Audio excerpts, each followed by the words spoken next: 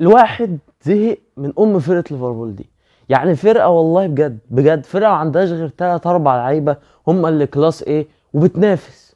فرقه قبل الموسم كله يقول لك ده ايه الصفقات اللي زي الطين دي، ايه القرف ده يا جدع، مفيش نص ملعب، مفيش مش عارف ايه، بتبيعه خلاص والفرقه بتنافس.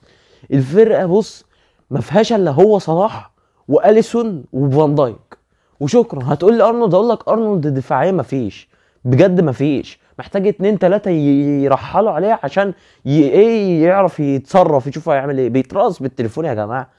يا جماعه ده انت ترقيص الشارع، عارف انت اللي هو تقول له تعمل انك هتروح شمال وتروح يمين، هو خلاص تصوح، اللي هو دي بالنسبه له محتاجه عمليات حسابيه معقده في دماغه وهو ما بيعرفش يعملها. فالفرقه زي دي بتشوف ان هي والله لا بتنافس وشغاله، ولعيب واحد اللي شايل نص ملعبها بهجومها وبيجيب اجوان وبيعمل اسيستات وهنتكلم عليه كمان شويه، ومن غيره الفرقه اكتر من نص اجوانها اللي مسجلاها ما كانتش هتبقى موجوده. انت متخيل اكتر من نص اهداف ليفربول ما كانتش هتبقى موجوده، والفرقه بقى ماشيه ماشيه وفرق نقطه واحده بس على الارسنال. انزل حط لايك واشترك في القناه، خليك كده حلو. ها وتروا اند موسم كله كان بيقول ده ايه اللعيب ده، ده واحد جاي مثلا تسويقيا اللي هو احنا عايزين نعمل بقى سمعه وبتاع في اليابان بقى والحتت اللي هناك دي بتاعت اسيا دي، فوالله نجيب لعيب زي ايه مثلا زي محمد صلاح كده عشان نبقى صراحه، جايبين لعيب من مصر وبتاع عشان الناس اكتر تقدر تتابع ليفربول وبتاع. في الاول اكيد كانت ليها، اكيد صلاح كان لعيب كويس وبتاع وبوتنشال وكل حاجه، بس اكيد دي كان ليها جانب برضه ان هم يختاروه يفضلوه عن كذا لعيب تاني. بتشوف ازاي برضه ان وتر اندو كان ده اللي اول موسم باين، لكن امبارح بيلعب حته ماتش قدام ارسنال.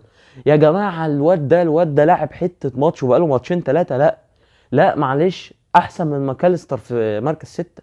معلش، لا ماكاليستر يلعب 8 طلعه لي بقى. وصفقه الاسلحه الفاسده جرافن بيرش ده يا عم اركنه يا عم على الدكه، اركنه يا عم على الدكه يا عم، ده مفيش نزل امبارح والله ايه، مفيش ولا يفهم الكره دي اصلا شكلها عامل ازاي.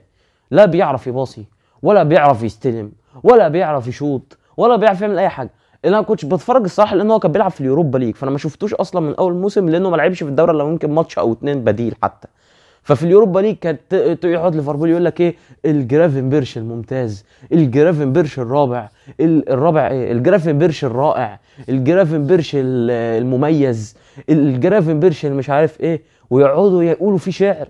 وهو تيجي تبص عليه بقى لما بيلعب هو مفيش، ومقدم بعد ما نزل ولا تحس ان هو ليه لازمه. لكن خلينا الاول نمسك شويه كابتن محمد صلاح. كابتن محمد صلاح اللي بتحس ان كل ما زينشينكو بيشوف محمد صلاح قدامه بس خلاص تحس ان زينشينكو خلاص بيتهبل، اللي هو يا جماعه حد يشيل الكائن ده من قدام، انا مش عارف اتصرف يا جماعه، يا جماعه مش عارف ادافع، مش عارف يعمل حاجه. بيشوف صلاح تحسه بيتهبل، بيركبوا 100 عفريت. صلاح جاب حته جون يا جماعه، زينشينكو واقف وقفه مدافع، مفيش مدافع بيقف كده اصلا، مفيش مدافع بيقف رجلين الاثنين جنب بعض ووشه للمهاجم كده. المهاجم لو خده خلاص على الثابته على ما يلف اصلا، على ما يهدل نفسه ويلف يكون المهاجم حط جون اصلا. دي واقفه غلط اصلا، اللي هو اساسيات اي مدافع المفروض ان انت بتعلمه ازاي يدافع. والله يا ابني احنا بنتعلم الاول ان انت بتقف وقفه معينه بميل عشان لو المهاجم والله راح كده تعرف تغير اتجاه تروح معاه، والله راح كده تعرف تلف له تروح معاه. البديهيات يعني كده والله تضحك. فليفربول بيعرف يتعادل بعد ماتش جون ارسنال. قلت ابدا ماتش ليفربول لانه كان ماتش مستفز بالنسبه لي الصراحه. وصلاح بيعرف يحط جون غريب، جون حلو وجون جامد موت، بس هو لو في باك شمال بربع جنيه اصلا كان عرف يتعامل احسن من كده. كان ممكن الجون يخش برضه بس كان هيبقى فيه صعوبه اكتر، كان هيبقى فيه مجهود اكتر والله من صلاح عشان يحط جون. وكذلك اللي انا مستغرب بقى ليه الناس دايما بتقول ان سليبه احسن من جابرييل. معلش يا جماعه، انا بحس ان جابرييل ده بجد مدافع تقيل قوي. يعني كانت كل مره زينشينكو والله بيسرح قدام وبينسى يرجع، لما جابرييل بيروح محمد صلاح بيقطع منه الكوره. انا ما بفتكرش ان صلاح عرف يعدي جابرييل ولا مره في الماتش اصلا. فيا جماعه جابرييل وكمان صليبه اصلا مش مدافع دايما، يعني هو فجاه بيطلع تلاقيه في نص الملعب وتمركزاته غريبه، لكن على الناحيه الثانيه جابرييل يا جماعه مدافع تقيل موت وجايب جون. فانا بالنسبه لي ده مدافع ممتاز. واندو زي ما قلت لك بالنسبه لليفربول كان مقدم ماتش ممتاز. وبقى اللي انا عايز افهم تمركزه كابتن حوضه جامبو. يا كابتن حوضه جامبو شوف لك صرفه بقى، شوف انت بتلعب ايه ولا شوف انت بتنيل ايه، عشان انا بجد مش عارف انت مركزك ايه. يعني ما تفهمش حتى الدور اللي مطلوب منه ان هو ينزل عشان يسقط عشان يفضي مساحات لصلاح ولويس دياز ما عملوش، اللي هو لعيب زايد بيكملوا بال11 بس. ده بالنسبه لماتش والله ليفربول وارسنال. وده ماتش لسه النهارده ايه، طازه طازه، ماتش تشيلسي وولفرهامبتون. يا سلام يا سلام. يعني انا مش فاهم تشيلسي بيشوف الفرق اللي هي بورنموث بقى وولفرهامبتون بقى والفرق دي، تحس انه بيتسطل بيجي له سطله بقى. يعني اللي هو ايه، ما تفهمش الفرقه ما فيش، وما تفهمش دفاع في الملط منه ليمينا ده ولا مش عارف مين بيجيب فيهم جون. وبعدين حتى في اخر مش عارفين حتى في 7 دقايق يتعادلوا اللي خدوهم وقت بدل ضايع، وبيتحط فيهم الجون الثاني وهم المفروض اللي يرجعوا. وبعدها نوكو اللي عوده حميده يا نوكو والله يعني بجد. نوكو بجد انا مش فاهم اللعيب ده ليه راح تشيلسي يعني بجد. نكونكو على فكره لعيب ممتاز جدا ومن هدافين الدوري الالماني ولعيب جامد موت وبتاع وزي الفل، بس انا مش فاهم هو ليه راح تشيلسي والله بجد. نكونكو بيعرف يقوم جاي لاطش جون كده في الاخر، جون يعني جون ملوش لازمه طبعا، انت عارف الاجوان ملوش لازمه دي بتاعت مين، مش محتاجه اقول. وفي يخليها 2-1 في ماتش تشيلسي، انت 90 دقيقه ما تفهمش بيعمل ايه.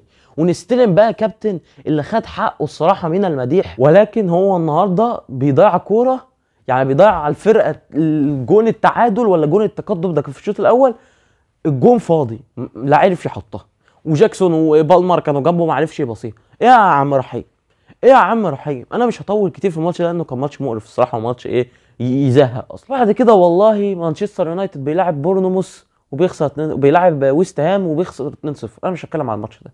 تقول لي ليه؟ تقول لي لانك فاهم اوريك ان ده طقم دفاع مانشستر يونايتد.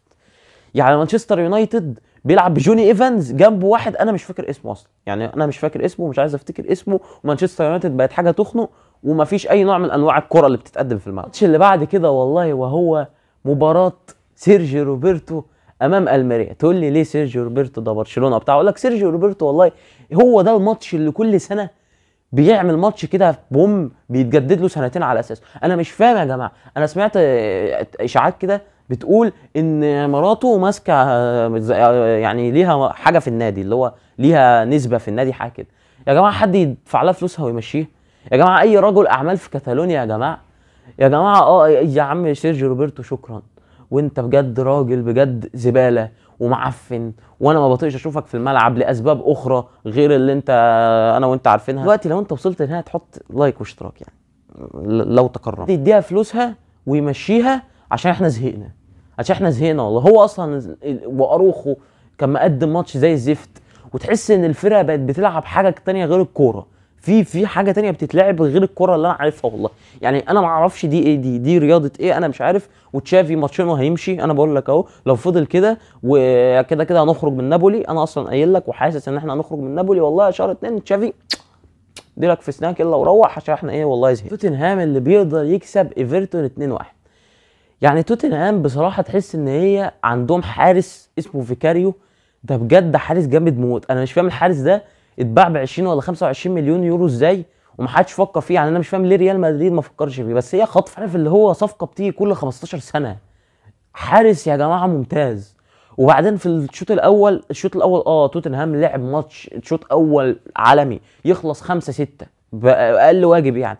بس في الشوط الثاني ايفرتون بتركب توتنهام ركبه وحشه قوي. يعني ايفرتون الشوط الثاني بتمسك توتنهام بيبقى سهل جدا ان هي تتعادل، لكن في الاخر بيحطوا جون في الاخر، والفار كمان بيسد مع توتنهام بيعدلهم، وتوتنهام والله بيقدر انه يكسب عشان يبقى في المركز الرابع.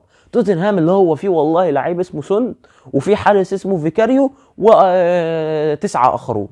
والله بقى ساعات مدافع يعمل له ماتش كويس، مش عارفين يعمل له كويس، لكن ده واحد قدام وواحد ورا، دول اللي شايلين الفرقه من الاخر. يعني توتنهام بدون هذا الثنائي ولا اي حاجه. هو السيتي لما يرجع لو لعب يبقى هو رابع تقريبا ولا هيخرج هيبقى هو رابع، ينزل توتنهام ويبقى هو رابع وفوق استون فيلا اللي برضه بيتعادل. يعني عارف اللي هو ايه، ما حدش ياخدني بجديه يا جماعه. انا والله انا جاي اهرج، انا جاي اغلس، بس جاي اغتت عليكم كلكم ومش عايز حاجه والله. هو ده هدفي في الموسم. كان يعني ايه ملخص سريع كده لاحداث الجوله اللي هي اصلا كان فيها احداث بالهبل. جوله قبل طبعا ده هيقعدوا بقى 3-4 ايام كده راحه شويه، او مش 3 4 ايام، ده هم يومين يعني، على يوم الثلاث هيرجعوا تاني ماتشات. لكن ما اظنش ان اللي بيخلص السنه متصدر هو اللي بياخد الدوري. يعني انا لسه لحد دلوقتي مش مقتنع ان هو شرط، وشايف ان ارسنال وليفربول في الاخر هيقعوا، ومانشستر سيتي اللي هياخد الدوري. وكل عام وانتم بخير، ويا ريت تشترك وتحط لك الفيديو عشان يوصلك فيديو جديد بننزله. سلام.